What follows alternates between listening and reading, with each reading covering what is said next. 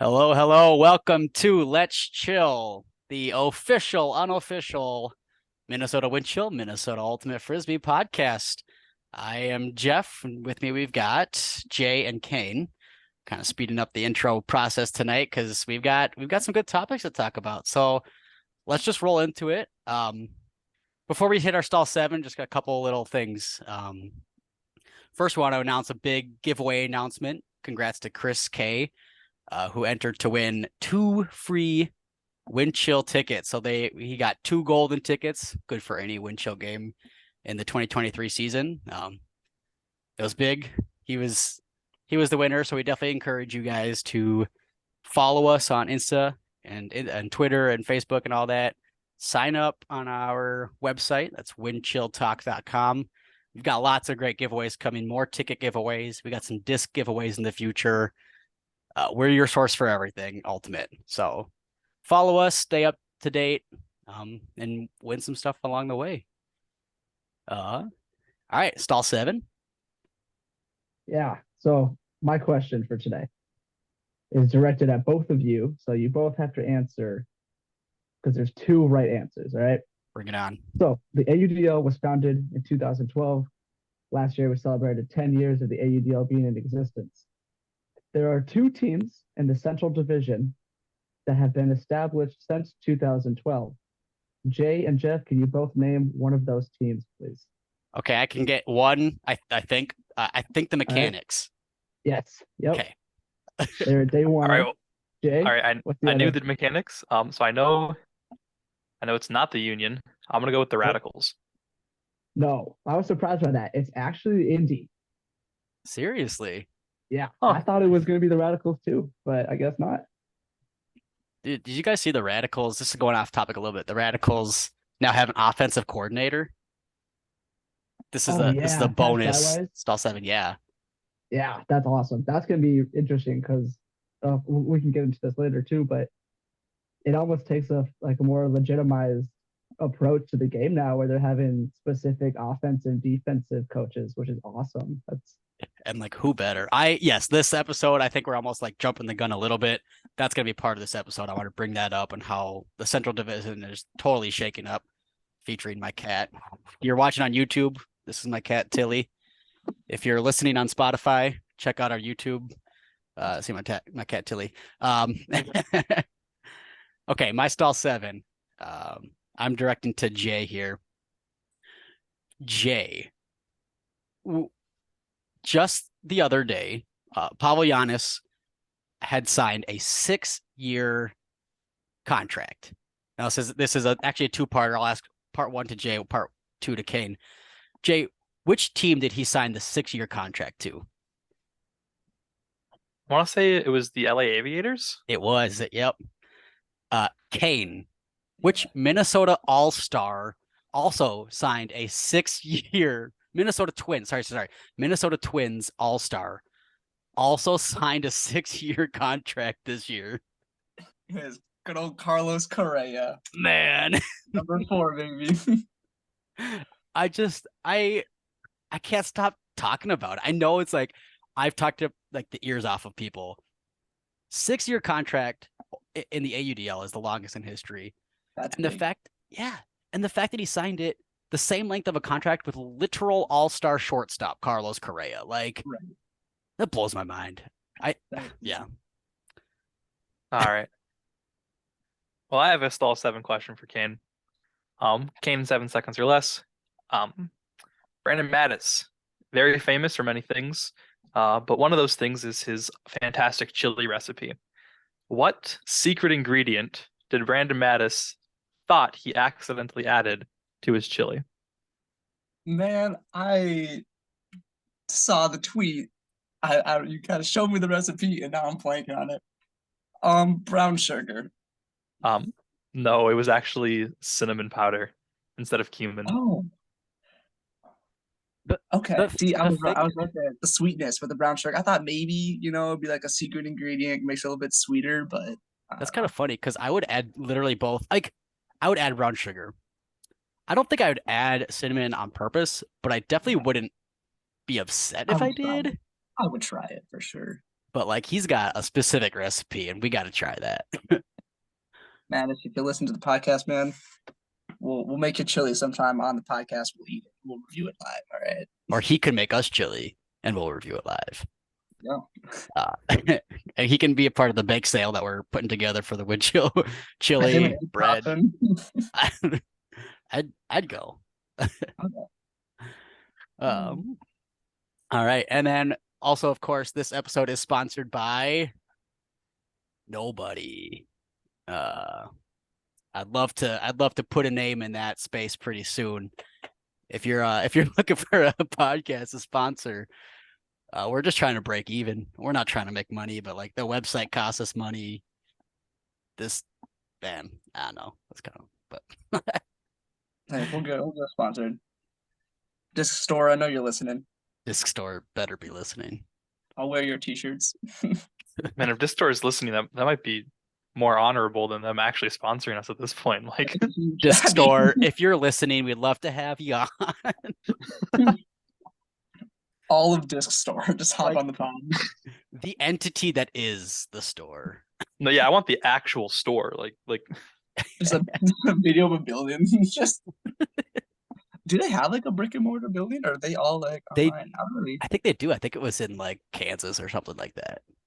Okay. Some random, somewhere in the heartland. Right. They got big over the last few years. So they have. Yeah. All right.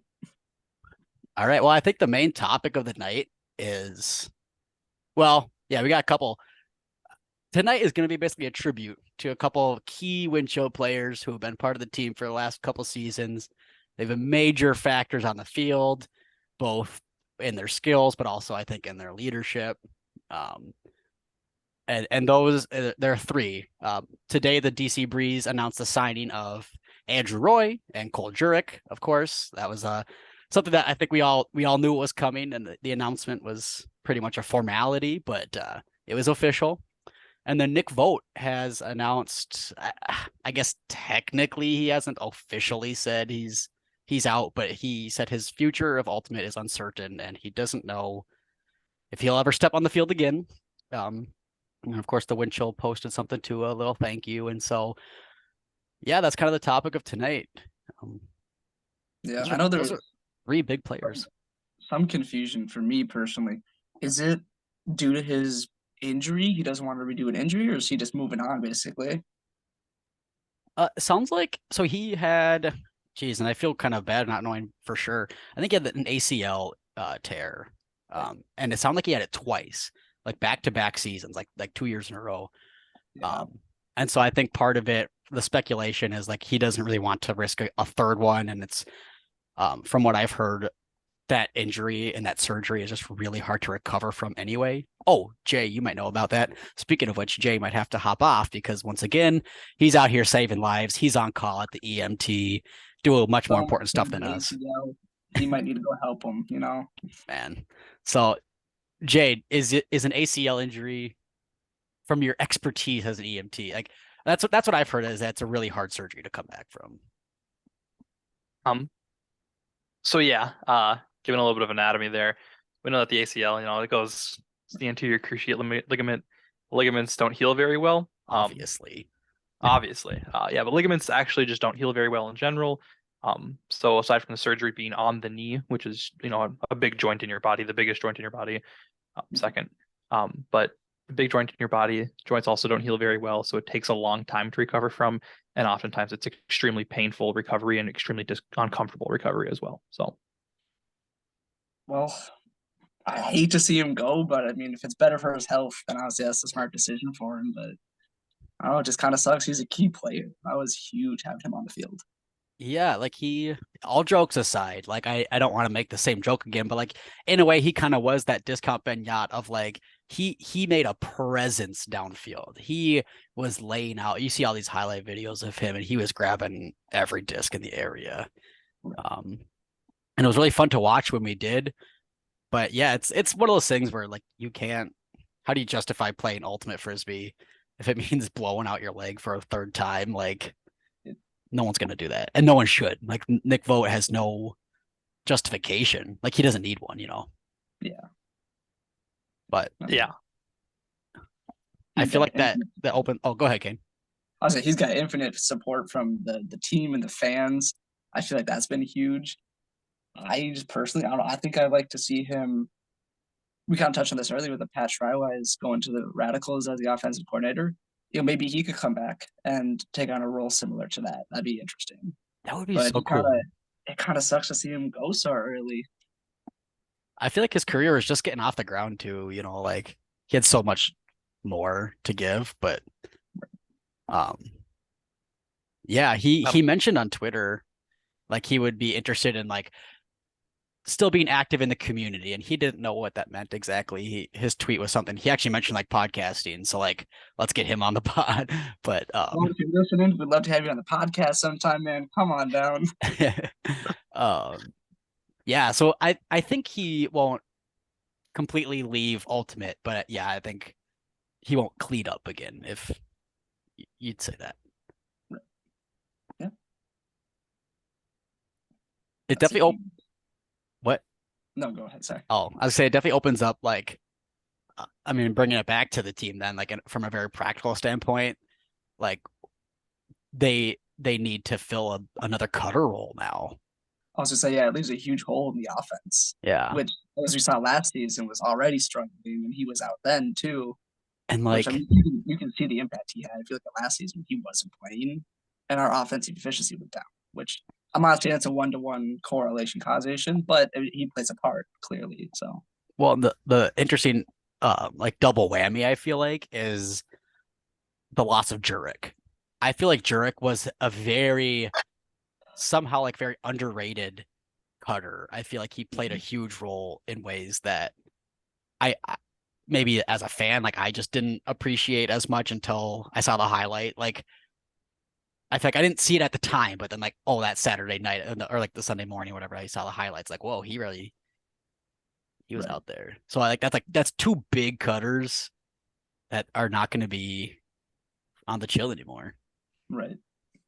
Now, personally, I've always been a fan of Jurek, so 13 is my lucky number. Anyone who knows me personally knows 13 is a pretty big number for me. So I've always paid attention to him and always like admired him. And so we'll plug for the articles on the website, windchilltalk.com. We're going to publish an article talking about 5 underrated players from the Windchill. And he and A-Roy were both on the list. And I thought actually I had Jurek as the number 1 most underrated player in the Windchill because he was just that good. He really just made such an impact when he was on the field. As like you said, now he and Vogt being gone just leaves this like 2 cutterless offense now. So I guess kind of question is like, who do we think is going to step up to fill those roles? Like, what do we think happens this season? From a cutter perspective, like I think PK would be like the guy to start. I think like he's got the height. I think he's got the speed and the ability to fill in as necessary. I think Marty Adams is a pretty defensive aligned player, but I could see him making an impact downfield. We have Bevon still. Like I think Bevon and Quinn Snyder are going to be the pillars that hold the fort downfield. And there are rumblings of other players who I guess I don't know for sure, and I don't even want to like bring it up until it's official because it might not even be a consideration. But like there are other players in the league who might be making their way onto the Windchill, and so I would assume that Ben Feldman and the rest of the staff are looking for cutters. I think the handlers will be fine for the most part. Which I could talk about the handler strategy next, but what else do you guys have to say? I would like to point in, bring it back to what Kane said a little bit about how he didn't want to say Nick Vogt not playing, not the best correlation causation thing in the world because we didn't have him last season, and I would like to almost say that Kane's wrong about that. I'd say Nick Vogt not playing is what hurt our offense a lot. I mean, just looking at Nick Vogt's stats, not only was he good, one of the best receivers on our team. When he got the disc and he wasn't in the end zone, he could get it around the field as well. In 2021, I mean, he had a super high completion percentage on his passes. I mean, his huck percentage rate. I mean, yes, there was only 2, but he got 2 hucks downfield and scored 2 goals on both of them. So not only could he get the disc, catch the disc, he also threw for 2 points as well while playing. So it is really hard for me to see Nick Vogt go from a statistical point, from looking at stats and everything, because I do like these young guys. I do like PK. I do like Marty Adams, but really there is nobody on the team who was Nick Vogt level. Mm-hmm. Not yet. Yeah, I can be proven wrong. Hey, new season, you got potential, but yeah, I guess I didn't really realize that his hybrid capabilities, and I don't know. I think that maybe PK has to step it up, like you said. Maybe he has to kind of take charge, lead the offense a little bit more, kind of fill into that hybrid role. So I guess yeah, if Feldman now has this offense, he has to restructure. I'd say the wind chill have a pretty solid baseline to restructure with. Like, I don't think that the wind chill is overall screwed this season, if that makes sense, losing these 3 players. I think it's going to be a little bit more of a challenge trying to restructure and fit the pieces together. But I think we do have the pieces there to make a super strong playoff offense, if that makes sense. So I hate to always bring it back to the Twins, but I think I can best make an analogy that way. Before we signed Carlos Correa, hopefully most of our audience also follow the Twins. We didn't really have a shortstop. Like, yeah, we had Kyle Farmer. Like, he's just some kind of rando. Like, he can in all technical, like, he can technically play shortstop, yes, but he's not Carlos Correa, right? Like, if I told you, hey, I saw Kyle Farmer today, you'd be like, great, coworker. Like, you don't know who Kyle Farmer is.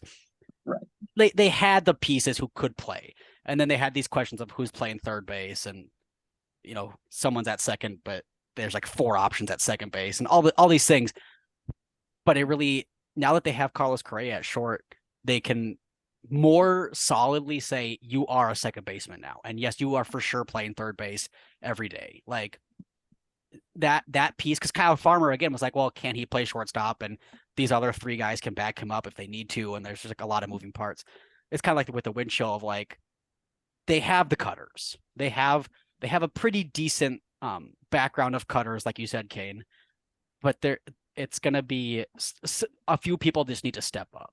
I think I think Quinn Snyder will be a huge part of, like, if he can continue his trajectory like he has in the past couple seasons, he'll be a huge aspect of that team.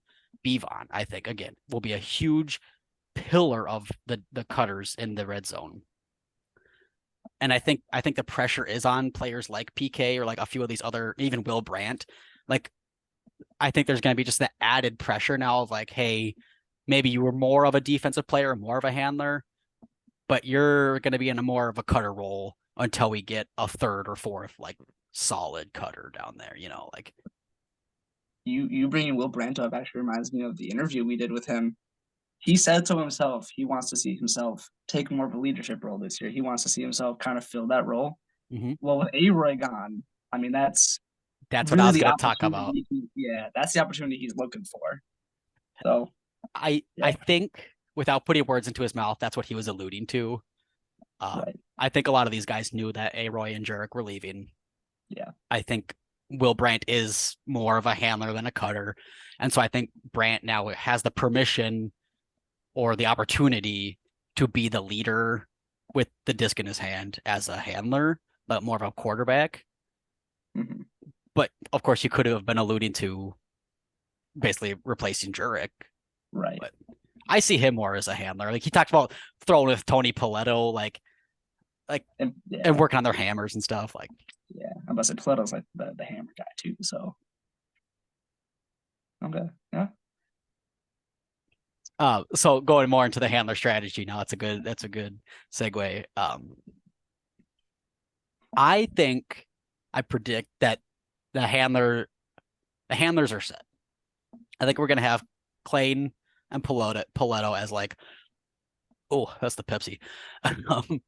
Clayton and Paletto as like the two quarterbacks, pretty much. Right. And then I think Brandt will fill in kind of as that release, the dump and the swing third handler. But also more of a hybrid. Like I think he'll be really valuable as like you're playing third handler, but you have an opportunity to cut downfield, do it. Right. And I don't really think, I mean, not that we don't need other handlers, but like those are kind of the big three, right? Am I missing anyone? Not off the top of my head, no. So then with that in mind, I said Paletto, Clayton, and Brandt, right? Yeah. If we get another cutter, because again, looking at let's say Bevon and Clay or Snyder are like your two. Think of all the hucks we're gonna see this year. Yeah. I like because again another podcast guest I think had mentioned, or I had heard this somewhere else of like Aroy's style of play is more dribbling. It's more of like the short passes and a little bit safer throws. Yep. It didn't open up a lot of deep. Like he can huck, but he's not the guy who hucks. Yeah. But Clayton and Paletto are those guys who are going to be looking downfield. Clean grips it and rips it so much. It's great. It's awesome. It definitely is fun to watch. Yeah. I think that Brandt could also then again have more permission in a way. Like when I say permission, I mean like less pressure. Like he's allowed to. The culture of the team will allow him now to look downfield if he wants to, and make those bigger plays to look at these cutters downfield. And I think like I was gonna write an article about like how the stall 5 count would affect the strategy, and maybe that article will come to fruition at some point. But basically, like that stall 5 count would inflict some more pressure on the handlers, so they'd be forced to look downfield more. Which would then benefit the wind chill. But I think even without the stall 5 in consideration, I think the wind chill are just designed now to do that. They're going to be a huck heavy team. Right. Yeah. Instead of having a couple handlers that move it around a lot, have a couple handlers that can read the guys deep, and then have your cutters then specialize in breaking the mark and getting open in the end zone. It's a high risk, high reward strategy, but like you said, I think we do have the pieces there to attack it that way. And interestingly, I don't necessarily think it's all that high of risk, because when you have these cutters, breaking deep, going down, you do open up. Their marks have to follow them. They can't just let them go. So you do open up a lot of that midfield then. So then you have all these guys who can come back in, and it does allow for not necessarily dribbling, Aroy style, but more of a 10 5-yard pass forward to the other handler instead of a 2-yard pass, forward, mostly lateral to the other handler. So I do think that will open up more possibilities. This is getting like a little too specific, and it like I don't know if I am qualified to talk about it. Do you think like their vert stack, and maybe Jay, I don't know if vert stack is like it's a cutting strategy. Kane, this is mostly for you then. Like, do you think like their vert stack would improve? I feel like Aroy style of play, like the little safer throws, is designed well for a vert stack, but also if you're cutting deep on that stack, like you need someone to look at that. And I feel like Aroy, he always does the big fake out, and then he'll still swing anyway. So like, right. Do you think that'll just come to fruition more? Like they run it. I think what we'll start seeing is more double cuts. So if we have, Snyder going deep while, PK comes in a little bit, and just kind of get some more continuation rather than short throw, long throw. It could be short throw, long throw, goal. It'd be a little bit faster. So I think, honestly, if we're not wasting as much time holding the disc on offense, and we're putting more time into moving the disc upfield, especially with those long hucks, then I could definitely see our stack shifting a little bit to adjust for that.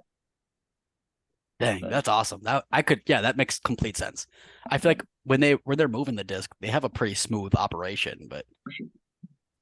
And like you said, if we can, get the disc up to someone like Will Brandt, we go from Clean receives it, tosses it up to Brandt, get it back to Clean, and then big huck. Like that's an easy continuation that I can see happening a lot this season.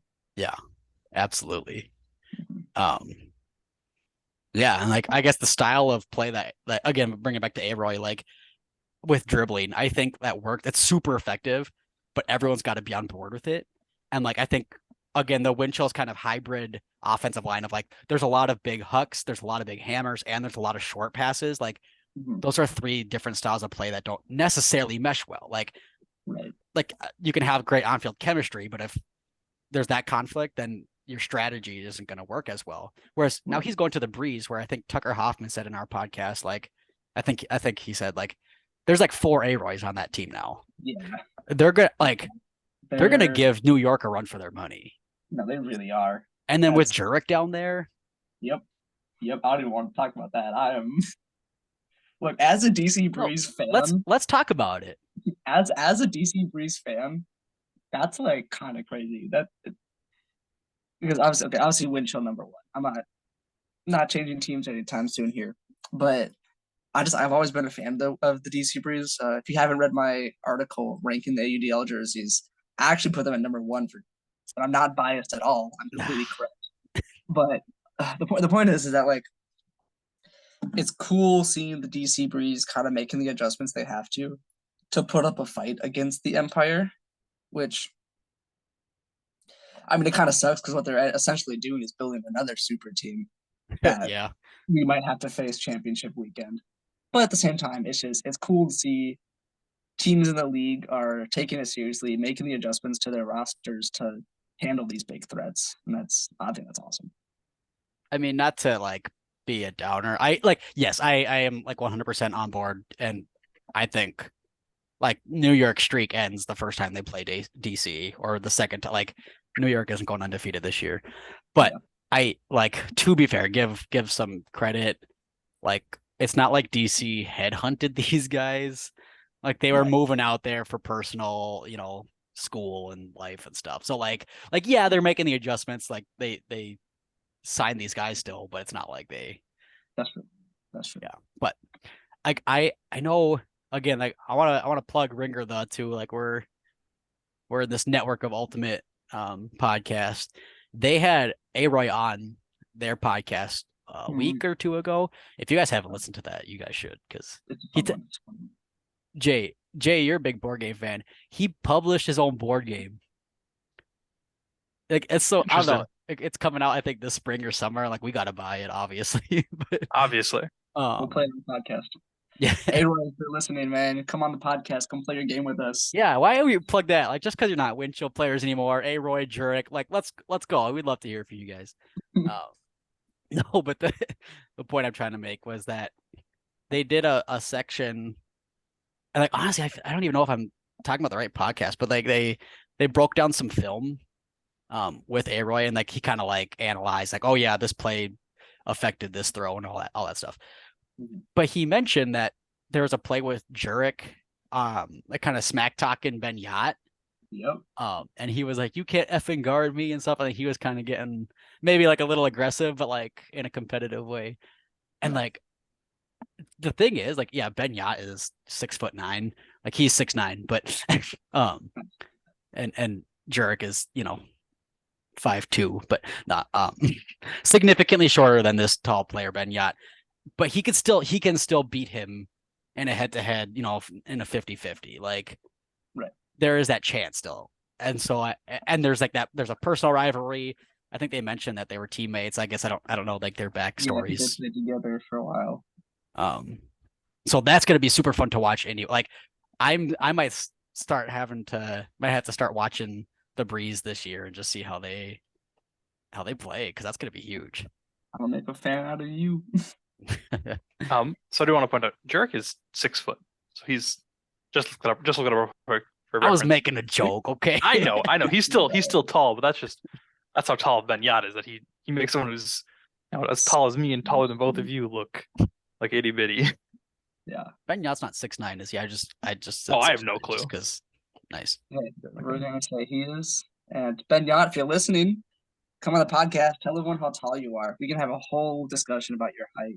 Or just come on for like 2 seconds, tell us your height, and instead of us looking it up right now. Yeah. Our whole Yeah, we- podcast is just us plugging players to come on. But If you guys say something, I shout them out. We keep going. the other two aspects, though, so going into other stuff, is that we have Giannis leaving Chicago and Shriwise joining the Radicals as an offensive coordinator. So like those are two relatively big moves. I think the Radicals is like a smaller move, but it's still significant.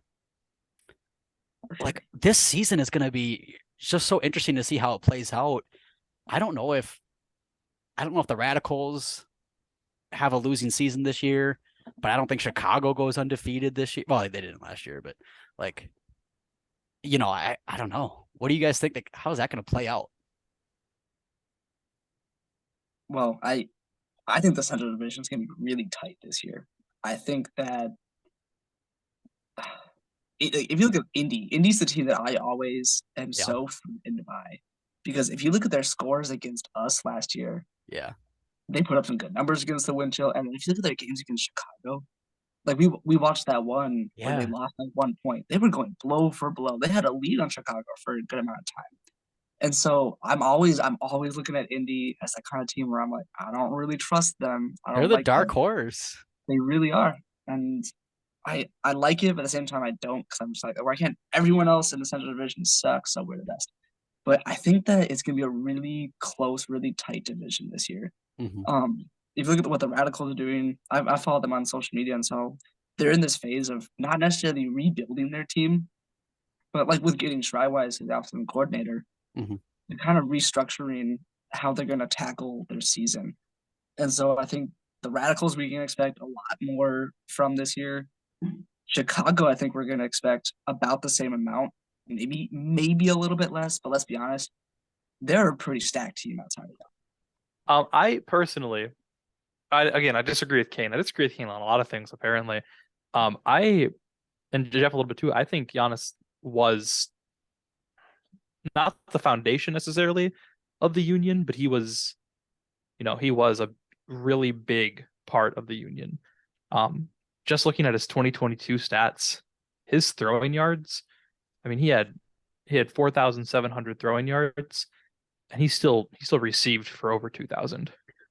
Right. Giannis he was a double-edged sword cutting through every team in Central. I mean, I'm not saying that Chicago's going to do significantly worse, but I'm just saying that looking at Chicago, I do think the Alley Cats are going to beat them. I think Minnesota has a good chance of beating Chicago. I think Chicago might even drop down to third in the league this year. Man, I hear you. That is a controversial statement. That's bold. All right. I like that hot take. Okay. I don't. So. I don't agree with it, but I hope that's true. Here's the thing, and this is it's a two-parter. It's like he and this is me restating stuff from other people, so I'm not taking credit for this. I think probably Daniel Cohen and Ruffner had probably said it first, but he had built a foundation in Chicago. Apparently, their practices became very disciplined and very structured. He was a captain. He led them and helped them define their offensive strategy and led them both as a leader and with the disc. He led them to these victories. So yes, on the one hand, I could see this foundation or this significant piece of the Jenga stack crumbling the rest of the Jenga stack. But I think he also could have very easily left other pieces to equip, Ross Barker and Sam Kaminsky to have them just carry on his legacy. Yes, you're losing all these stats, but I think he's leaving other important stuff that they'll still have dedicated practices. They'll still have these pieces that they know now what to do going forward. So I think I could see Minnesota being first in the division. I could see us finally beating them. I don't know if they would go down to third, but again, I hope I'm wrong about that. Right. I don't know if they're gonna be I don't want to count them out just because they lost Giannis. Yeah. If you look at their defensive players, they had some amazing defense this year. Some that rivaled the wind chill even. And so they were stacked, and they still mostly are stacked. But again, now it's like with the Empire, you knew they were going to win. And similar to Chicago last year, but I don't think Chicago is an automatic win for people anymore. I think the Indy Alley Cats, my prediction, Alley Cats are beating Chicago at least once. I would take Minnesota to championship weekend. They win the division. I don't know if Radicals would be able to push past Chicago in a win, but I think they'd give them a run for their money. Like, I think it'd be a lot closer game. I think I'd give them credit there. So yeah, it's going to be an interesting Central Division season, and honestly, even East Division, and for sure. Yeah, with Houston. I got high hopes for Houston, mostly because I don't like their logo. So I'm hoping that their talent kind of compensates for that. I don't know. It's a good thing that this is a Minnesota Wind Chill podcast and not like an AUDL or South Division podcast. Like, personally, I didn't really care either way about the logo. I think the color scheme was kind of ugly, but the logo I think was fine. Like, I don't know. I was pretty indifferent. That's fair. Okay. But yeah, no, Central Division is gonna be tight this year. It's gonna be super fun to watch. I'm excited to go all the games and kind of see how it plays out. And one thing that I've always been like looking forward to is championship weekend and just having the wind chill be there, right? And so this would be the year to do it. Having it in Minnesota, I think this would be the time to really just get that momentum and just push through, because we've been right there. There's definitely that motivation. Right. We have to do it this year. And even if we're losing, a few players who we can just say are key players, we have a good team still. We have the ability to get a championship weekend for sure. It's gonna be a good season. We hope you guys join us again. We'd love to have you follow us along for the season this year. We're publishing podcasts about weekly. We're publishing articles. Follow us on Instagram. Follow us on Twitter. If you're someone who's on Facebook, we are also on Facebook. But follow us on Instagram and Twitter. And visit us on Wind Chill Talk. Again, we got some giveaways coming up. We've got some great podcast interviews coming up. Don't want to spoil anything, but we got some good ones coming. Yeah, we hope you stick around for it. Yeah, thank you all for listening. And don't forget to stay chilly.